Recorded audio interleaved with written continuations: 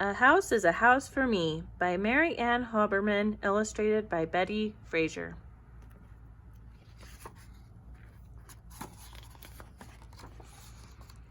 A hill is a house for an ant.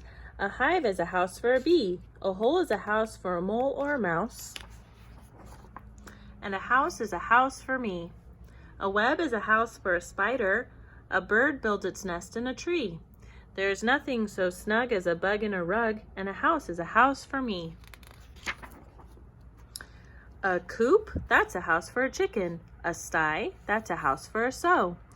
A fold, that's where sheep all gather to sleep. A barn, that's a house for a cow. It is also, of course, a house for a horse.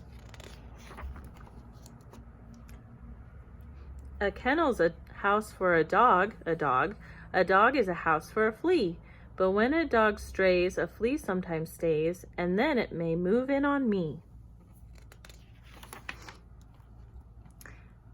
Houses for rabbits are hutches. A house for a mule is a shed.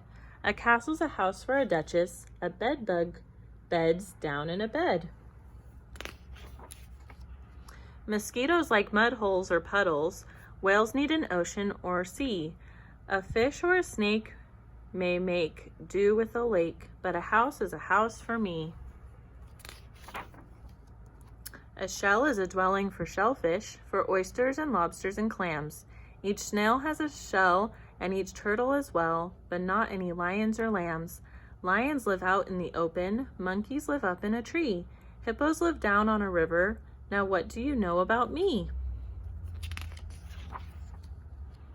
An igloo's a house for an Eskimo, a teepee's a house for a Cree, a pueblo's a house for a Hopi, and a wigwam may hold a Mohi.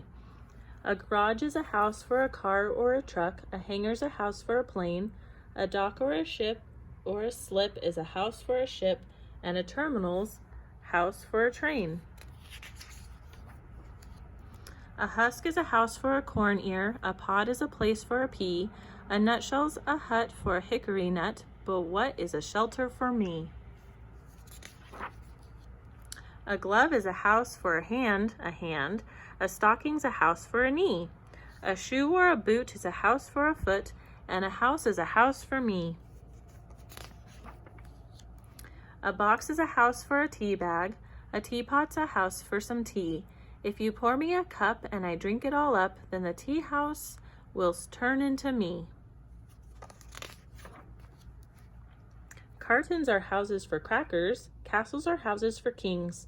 The more that I think about houses, the more things are houses for things.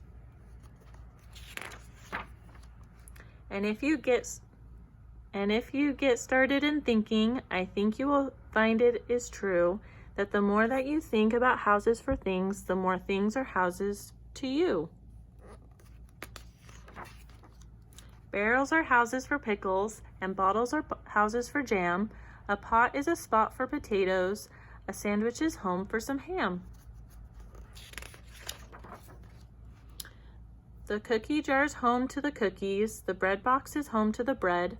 My coat is a house for my body. My hat is a house for my head. Perhaps I have started far-fetching. Perhaps I am stretching things some. A mirror is a house for reflections. A throat is a house for a hum. But once you get started in thinking, you think and you think and you think. How pockets are houses for pennies, and pens can be houses for inks. How peaches are houses for peach pits, and sometimes are houses for worms. How trash cans are houses for garbage, and garbage makes houses for germs. And envelopes, earmuffs, and eggshells, and bathrobes and baskets and bins, and rag bags and rubbers and roasters, and tablecloths, toasters, and tins. And once you get started in thinking this way, it seems that whatever you see is either a house or it lives in a house, and a house is a house for me. A book is a house for a story. A rose is a house for a smell. My head is a house for a secret I will never tell. A flower's a home in a garden. A donkey's at home in a stall. Each creature that's known has a house of its own, and the earth is a house for us all.